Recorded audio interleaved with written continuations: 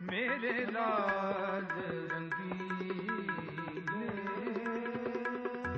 ਮੇਰੇ ਲਾਲ ਰੰਗੀਲੇ। ਆਵਾਜ਼ ਸੁਣਨ ਵਾਲੇ ਸਮੂਹ ਸਰੋਤਾ ਜਣੋ, ਗੁਰੂ ਰੂਪ ਗੁਰੂ ਖਾਲਸਾ ਸਾਧ ਸੰਗਤ ਜੀ, ਫਤਿਹ ਦੀ ਸਾਂਝ ਪਾਉਣੀ। ਵਾਹਿਗੁਰੂ ਜੀ ਕਾ ਖਾਲਸਾ, ਵਾਹਿਗੁਰੂ ਜੀ ਕੀ ਫਤਿਹ। ਪਰ ਸੰਗ ਚੱਲ ਰਿਹਾ ਸੀ ਕੇਸਾਂ ਬਾਰੇ। ਕੇਸਾਂ ਦੀ ਕਿਤਨੀ ਵੱਡੀ ਮਹਾਨਤਾ ਹੈ, ਅੱਜ ਫਿਰ ਸ਼ੁਰੂ ਕਰਾਂਗੇ। ਇਸ ਵਿੱਚ ਅਨੇਕਾਂ ਹੀ ਰਹਿਤਨਾਮਿਆਂ ਦੁਆਰਾ ਜ਼ਿਕਰ ਆਇਆ ਹੈ। ਇਹ ਰਹਿਤਨਾਮੇ ਗੁਰੂ ਸਾਹਿਬ ਧੰਨ ਧੰਨ ਸਾਹਿਬ ਸ੍ਰੀ ਗੁਰੂ ਗੋਬਿੰਦ ਸਿੰਘ ਸਾਹਿਬ ਜੀ ਦੇ ਸਮਕਾਲੀ ਸਿੰਘ ਹੋਏ ਹਨ, ਜੈਸੇ ਕਿ ਭਾਈ ਦਇਆ ਸਿੰਘ ਜੀ, ਭਾਈ ਚੋਪਾ ਸਿੰਘ ਜੀ ਛਿੱਬਰ, ਭਾਈ ਨੰਦ ਲਾਲ ਸਿੰਘ ਜੀ, ਭਾਈ ਸਾਹਿਬ ਸਿੰਘ ਜੀ। ਆਓ ਸ਼ੁਰੂ ਕਰੀਏ। ਸੋ ਇਸ ਕਰਕੇ ਮੁਸਲਿਮ ਬਾਦਸ਼ਾਹਾਂ ਨੇ ਉਚੇਚੇ ਹੁਕਮ ਜਾਰੀ ਕੀਤੇ। ਹੁਕਮ ਕੀ ਸੀ ਕਿ ਹਿੰਦੂ ਦਾੜੀ ਮੁੰਨਾ ਕੇ ਰੱਖਣ, ਪੱਗ ਦੀ ਥਾਂ ਟੋਪੀ ਲੈਣ, ਘੋੜ ਸਵਾਰੀ ਨਾ ਕਰਨ, ਸ਼ਸਤਰ ਨਾ ਰੱਖਣ, ਕਿਸੇ ਉਚੇਚੀ ਗੱਲੋਂ ਮੋਮਣਾ ਦੀ ਰੀਸ ਨਾ ਕਰਨ ਅਤੇ 5 ਫੁੱਟ ਤੋਂ ਉੱਚਾ ਕੋਈ ਤਖਤ ਨਾ ਬਣਾਵੇ। ਤਮਾਮ ਹਿੰਦੂ ਮੁਨਸ਼ੀ ਮੁਸੱਦੀਆਂ ਨੂੰ ਕੇਸ ਦਾੜੀ ਮੁੰਨਾ ਦੇਣੇ ਚਾਹੀਦੇ ਹਨ।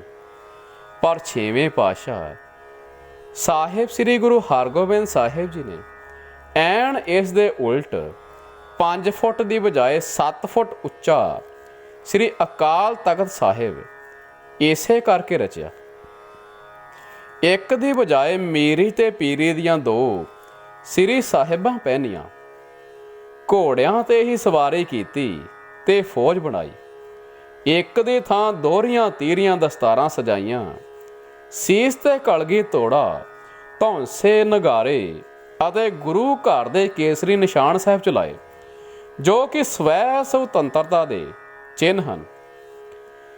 ਭਾਈ ਗੁਰਦਾਸ ਜੀ ਆਪਣੀ ਵਾਰ ਵਿੱਚ ਸਿੰਘਾਂ ਦੇ ਕੇਸਾਧਾਰੀ ਹੋਣ ਕਰਕੇ ਬਹਾਦਰੀ ਦਾ ਜ਼ਿਕਰ ਕਰਦੇ ਹਨ, ਜੈਸੇ ਨਿਜ ਪੰਥ ਚਲਾਇਓ ਖਾਲਸਾ, ਧਰ ਤੇਜ ਕਰਾਰਾ, ਸਿਰ ਕੇਸ ਧਰ ਕਰ ਖੜਗ ਕੋ ਸਭ ਦੁਸ਼ਟ ਪਛਾਰਾ, ਸੀਲ ਜਤ ਕੀ ਕੱਛ ਪਹਿਰ, ਪਕੜਿਓ ਹਥਿਆਰਾ।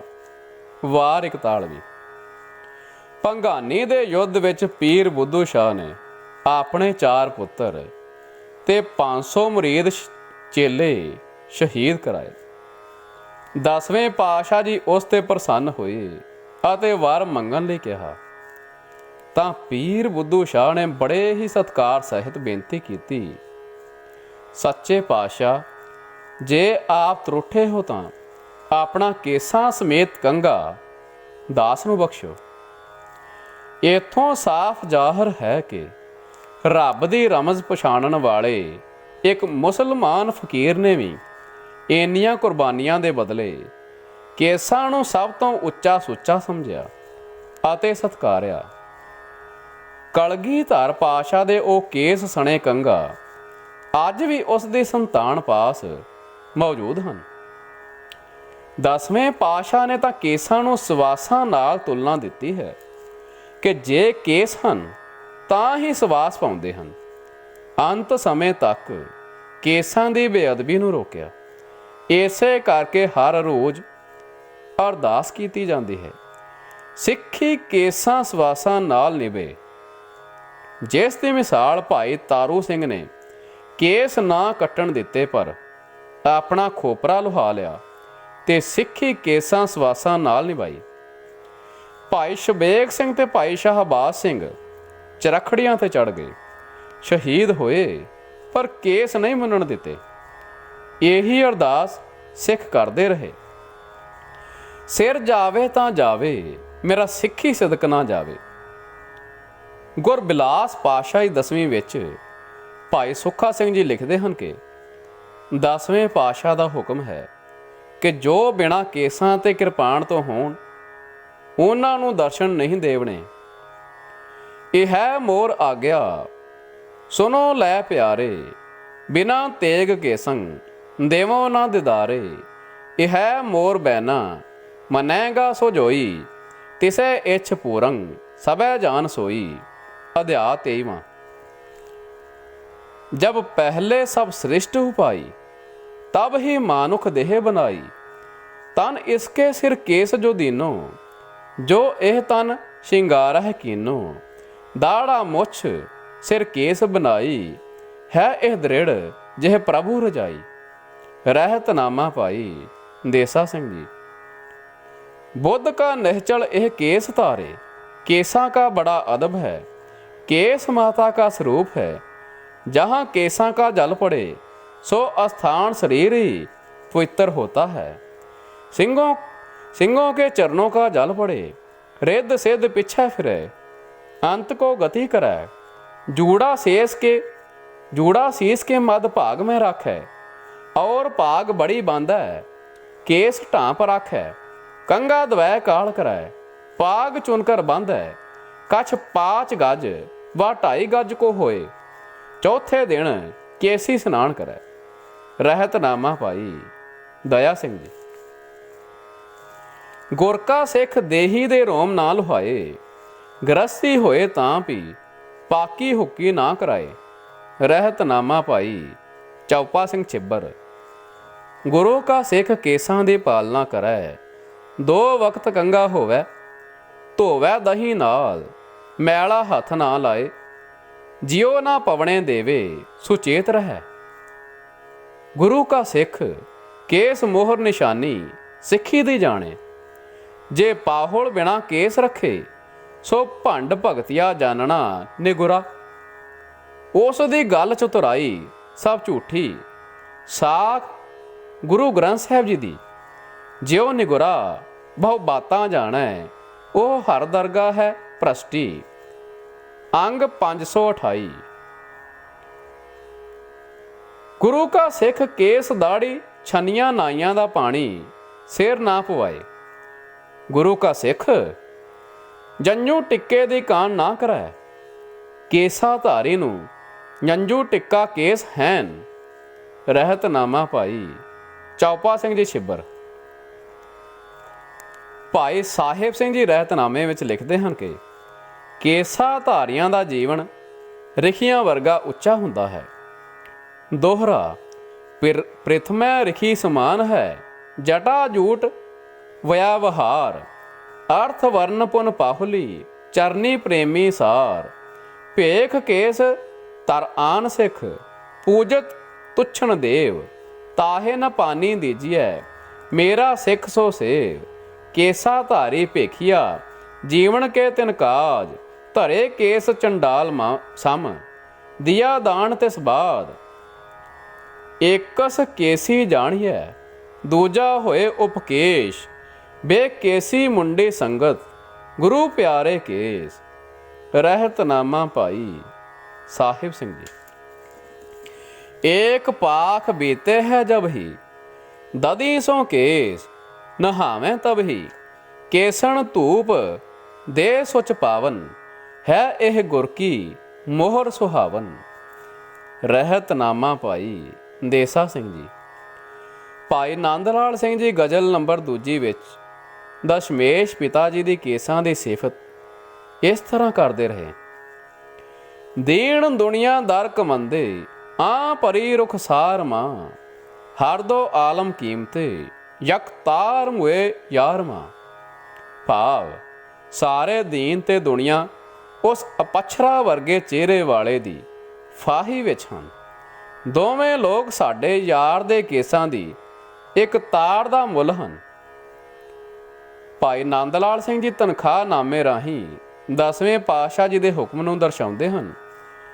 ਬਚਨ ਹੈ ਸ੍ਰੀ ਗੁਰੂ ਜੀ ਕਾ, ਜੋ ਕੋਈ ਸਿੱਖ ਦਾ ਬੇਟਾ ਹੋਏ और मोना होए जावे, तिसकी जड़ सुक्की।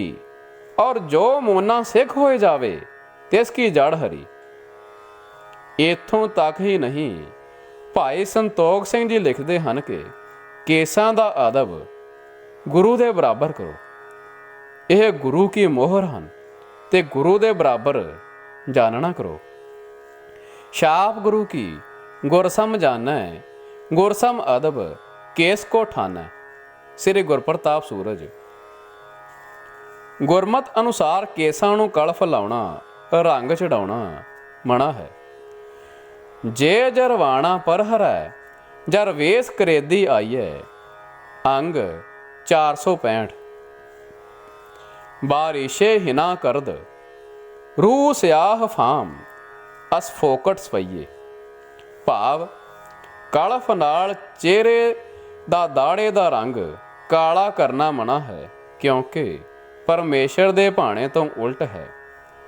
ਸਿਰ ਦੀ ਚੋਟੀ ਤੋਂ ਲੈ ਕੇ ਪੈਰ ਦੇ ਅੰਗੂਠੇ ਤੱਕ ਰੋਮਾਂ ਨੂੰ ਘਟਾਉਣਾ, ਪਟਾਉਣਾ, ਘਸਾਉਣਾ, ਦਵਾਈ ਨਾਲ ਲਾਉਣਾ, ਧੋੜੇ ਚੁਗਣਾ ਬਿਲਕੁਲ ਮਨਾ ਹੈ। ਗਾਚਣੀ ਜਾਂ ਸਵਾਹ ਆਦਿ ਨਾਲ ਕੇਸੀ ਇਸ਼ਨਾਨ ਨਹੀਂ ਕਰਨਾ। ਨੰਗੇ ਸਿਰ ਦਾਤਨ ਕਰਨੀ, ਜੰਗਲ ਪਾਣੀ ਜਾਣਾ, ਲੰਗਰ ਛਕਣਾ, ਗ੍ਰਸਤ ਆਦਿ ਵਿਹਾਰ ਕਰਨਾ ਵੀ ਮਨਾ ਹਨ। ਹੁਣ ਹਿੰਦੂ ਮੱਤ ਵਿੱਚ ਕੇਸਾਂ ਦੀ ਮਹਾਨਤਾ।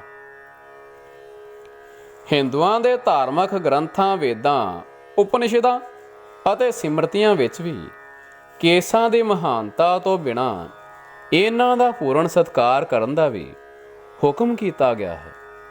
ਸਾਰੇ ਅਵਤਾਰ 52 ਪਰਸਰਾਮ, ਸ੍ਰੀ ਰਾਮਚੰਦਰ, ਸ੍ਰੀ ਕ੍ਰਿਸ਼ਨ ਜੀ, ਕਪਲ ਤੇ ਬੁੱਧ ਆਦਿ ਸਾਰੇ ਕੇਸਾਧਾਰੀ ਸਨ। ਸਾਰੇ ਹੀ ਰਿਸ਼ੀ ਮੁਨੀ ਕਸ਼ਪ, ਵਸ਼ਿਸ਼ਟ ਜੀ, ਵਿਸ਼ਵਾਮਿੱਤਰ, ਭਾਰਦਵਾਜ, ਅਗਸਤ, ਦੁਰਵਾਸਾ, ਬਾਲਮੀਕ, ਵੇਦ ਵਿਆਸ ਆਦਿਕ ਸਾਰੇ ਹੀ ਜਟਾ ਜੂਠ ਭਾਵ ਕੇਸਾਧਾਰੀ ਹੋਏ ਹਨ। ਹਿੰਦੂ ਮੱਤ ਦੇ ਅਵਤਾਰ ਰਿਸ਼ੀ ਮੁਨੀ ਪਰਮਾਤਮਾ ਨੂੰ ਵੀ ਕੇਸ਼ਵ ਦੇ ਨਾਮ ਨਾਲ ਪੁਕਾਰਦੇ ਸਨ। ਸ੍ਰੀ ਕ੍ਰਿਸ਼ਨ ਜੀ ਤਾਂ ਬਾਲ ਵਰੇਸ ਵਿੱਚ ਹੀ ਆਪਣੇ ਕੇਸ ਲੰਬੇ ਕਰਨ ਵਾਸਤੇ ਦੁੱਧ ਨਾਲ ਕੇਸੀ ਇਸ਼ਨਾਨ ਕਰਦੇ ਹੁੰਦੇ ਸੀ ਅਤੇ ਕਦੇ ਮਮਤਾ ਵਿੱਚ ਮਾਤਾ ਨਾਲ ਗਿਲਾ ਵੀ ਕਰਦੇ। ਮਈਆ ਮੇਰੀ ਕਬ बढ़ेगी चोटी, इतनी बार मैं दूध पिलाया, यह अभी भी छोटी। ਇਸ ਤੋਂ ਇਲਾਵਾ ਅਨੇਕਾਂ ਹੀ ਉਦਾਹਰਨਾਂ ਮਿਲਦੀਆਂ ਹਨ। ਜਿਵੇਂ ਤੁਲਸੀਦਾਸ ਜੀ ਰਾਮਾਇਣ ਵਿੱਚ ਕਥਨ ਕਰਦੇ ਹਨ ਕਿ ਸ੍ਰੀ ਰਾਮਚੰਦਰ ਜੀ ਨੇ ਬਨਵਾਸ ਜਾਣ ਲੱਗਿਆਂ ਆਪ ਅਤੇ ਲక్ష్మణ ਦੇ ਬੋਹੜ ਦੇ ਦੁੱਧ ਨਾਲ ਜਟਾਵਾਂ ਬਣਾਈਆਂ ਤਾਂ ਸ੍ਰੀ ਸੁਮੰਤ ਜੀ ਨੇ ਦੁੱਖ ਮਨਾਇਆ ਤੇ ਉਹਨਾਂ ਦੇ ਨੇਤਰਾਂ ਵਿੱਚ ਜਲ ਆ ਗਿਆ।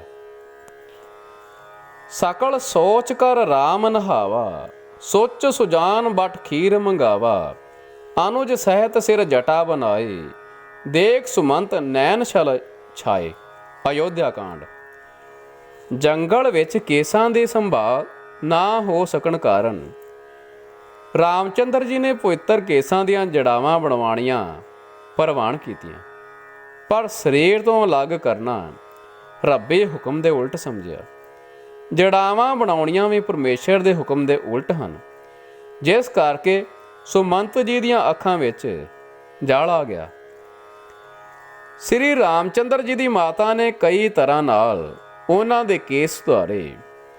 ਚਿਕਨੇ ਕੱਚ ਕੁਚੰਤ ਗਬੁਆਰੇ, ਬਹੁ ਪ੍ਰਕਾਰ ਰਚ ਮਾਤ ਸਵਾਰੇ। ਬਾਲ ਕਾਂਡ। ਇਸ ਤੋਂ ਸਿੱਧ ਹੁੰਦਾ ਹੈ ਕਿ ਹਿੰਦੂ ਧਰਮ ਦੇ ਅਵਤਾਰ ਵੀ ਕੇਸਾਂ ਨਾਲ ਕਿੰਨਾ ਪਿਆਰ ਕਰਦੇ ਹਨ ਤੇ ਕਰਦੇ ਸਨ, ਜਿਸ ਦੀਆਂ ਉਦਾਹਰਨਾਂ ਅੱਗੇ ਦਿੱਤੀਆਂ ਹਨ। ਹਿੰਦੂ ਮਤ ਅਨੁਸਾਰ ਜਦੋਂ ਕੋਈ ਕਿਸੇ ਦੇਵਤੇ ਦੀ ਆਰਾਧਨਾ ਕਰਦਾ ਹੈ ਤਾਂ ਸ਼ਰਾਧਾਂ ਦੇ ਸਮੇਂ ਉਹਨਾਂ ਨੂੰ ਕੇਸ ਮਨਾਉਣ ਦੀ ਪੂਰੀ ਮਨਾਹੀ ਹੈ।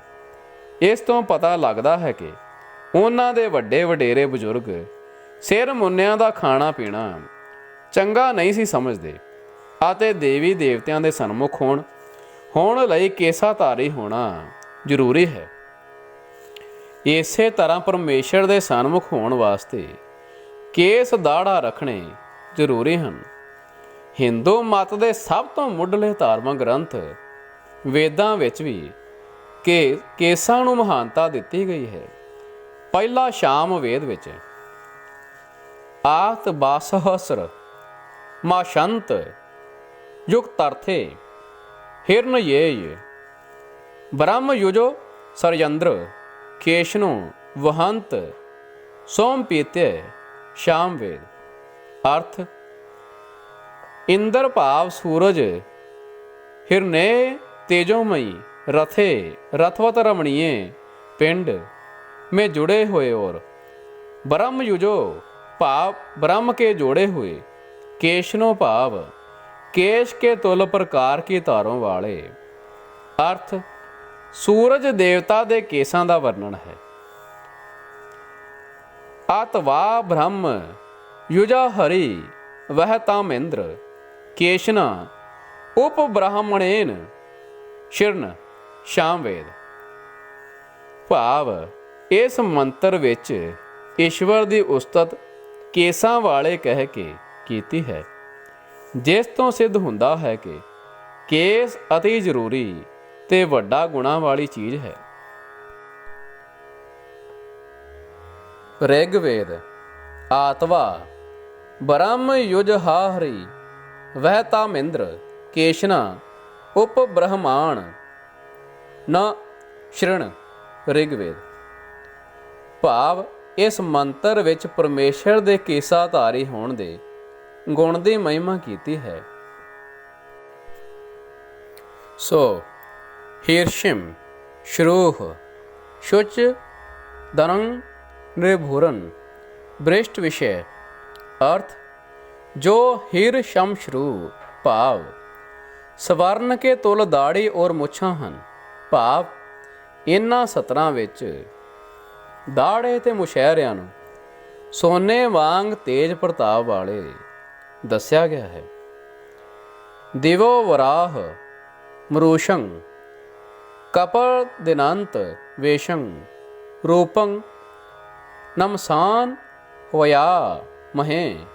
ऋग्वेद अर्थ हर लोग अन्न और सेवा से जो हाथ में रोग निवारक औषधि और ग्रहण करने योग्य साधनों को धारण करता हुआ घर सुख कवच प्रकाश शस्त्र अस्त्र आदि को हमारे लिए यस्त नियाम से रखे उस कपर दिनंग। भाव जटाजूट ब्रह्मचारी वैद विद्वान व विद्या न्याय प्रकाशत प्रकाशत व्यवहार।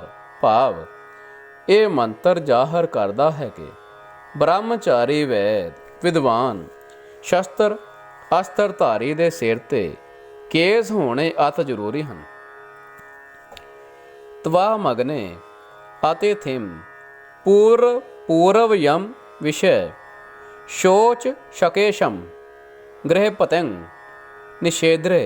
ऋग्वेद अर्थ हे गृहस्थी जो विष भाव पर जाएं, अतिथिम भाव सदा उपदेश देने के लिए घूमते हुए के सुदर्श, पूर्वम भाव प्राचीनों से किए गए विद्वान और शोचिश केशम भाव केशों के सुदर्श न्याय व्यवहार से प्रकाशें से युक्त बड़ी बुद्धि वाले हैं। भाव इस विच उपदेशकां दे सिर ते केस होने दर्शाए गए हैं।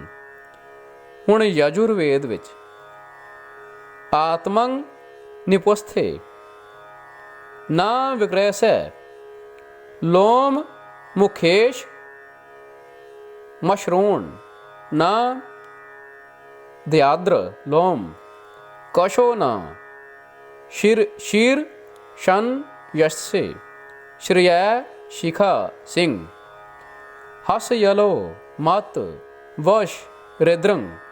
यजुर्वेद अर्थ हे इंसान जिस दे आत्मा विच समीप स्थित होण विच भेड़ियां दे वालां दे समान, बाघ दे वालां समान मूँह ते दाढ़ी मुछां, सिर ते केस शेर दे वालां वांग कांति तथा श्रोत्र इंद्रियां शुद्ध हन।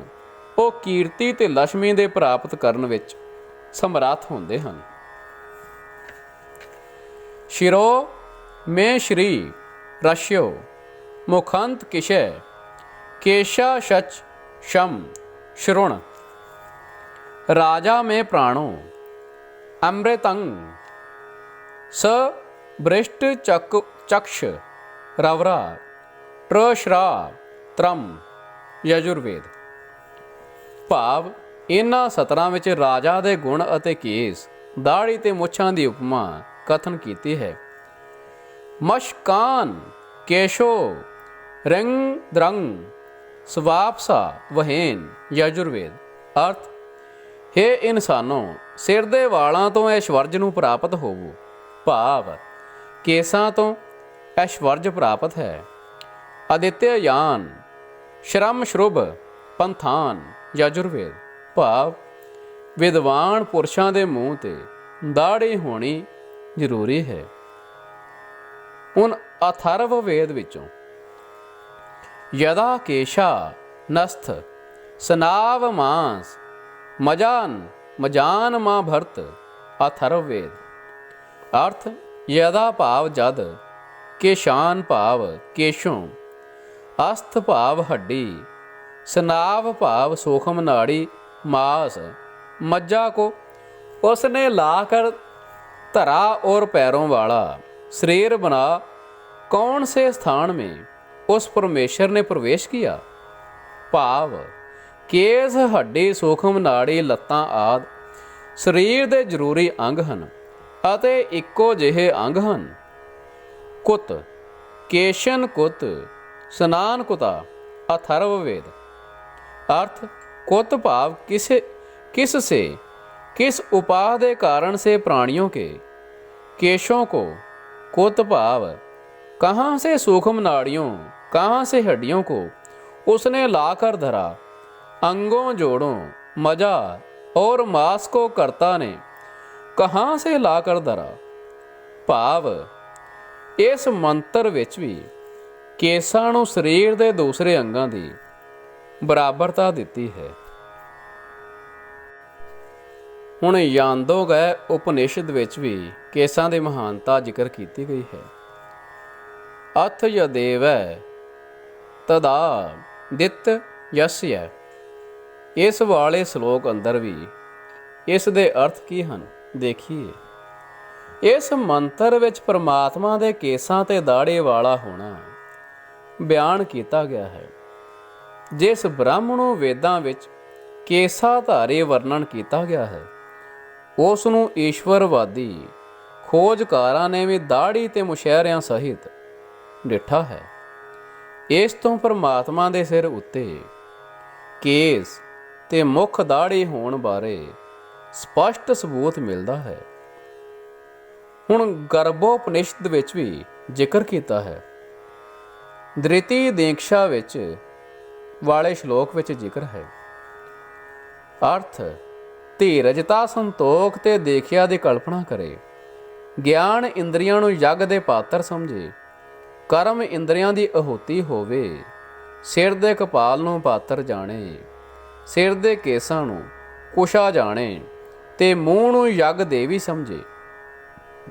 ਭਾਵ ਇਸ ਤੋਂ ਇਹ ਸਿੱਧ ਹੁੰਦਾ ਹੈ ਕਿ ਯੱਗ ਕਰਨ ਵਾਲੇ ਧਰਮ ਪੁਰਸ਼ਾਂ ਵਾਸਤੇ ਕੇਸਾਧਾਰੀ ਹੋਣਾ ਅਤ ਜ਼ਰੂਰੀ ਹੈ। ਵੇਦਾਂ ਤੇ ਯਕੀਨ ਰੱਖਣ ਵਾਲਾ ਹਰ ਮਨੁੱਖ ਜੋ ਮੁਕਤੀ ਦਾ ਖਾਹਿਸ਼ਮੰਦ ਹੈ, ਉਸ ਵਾਸਤੇ ਕੇਸ ਧਾਰਨ ਕਰਨੇ ਵੀ ਅਤ ਜ਼ਰੂਰੀ ਹਨ। ਸੋ ਗੁਰੂ ਕੇ ਪਿਆਰਿਓ, ਆਪਾਂ ਜਿਵੇਂ ਵਿਚਾਰ ਕੀਤੀ ਹੈ ਕਿ ਕੇਵਲ ਸਿੱਖ ਧਰਮ ਵਿੱਚ ਹੀ ਕੇਸਾਂ ਦੀ ਮਹਾਨਤਾ ਨਹੀਂ, ਹੋਰ ਵੀ ਦੂਸਰੇ ਧਰਮਾਂ ਜਿਵੇਂ ਕਿ ਹਿੰਦੂ ਧਰਮ ਵਿੱਚ ਵੀ ਕੇਸਾਂ ਦੀ ਬਹੁਤ ਹੀ ਮਹਾਨਤਾ ਦਰਸਾਈ ਗਈ ਹੈ, ਜੋ ਕਿ ਇਹਨਾਂ ਦੇ ਵੇਦਾਂ, ਉਪਨਿਸ਼ਦਾਂ, ਸ਼ਾਸਤਰਾਂ ਵਿੱਚ ਜ਼ਿਕਰ ਮਿਲਦਾ ਹੈ। ਅੱਜ ਦਾ ਪ੍ਰਸੰਗ ਆਪਾਂ ਇੱਥੇ ਹੀ ਸੰਕੋਚ ਕਰਦੇ ਹਾਂ। ਕੱਲ ਫਿਰ ਸ਼ੁਰੂ ਕਰਾਂਗੇ। ਦਿਓ ਆਗਿਆ।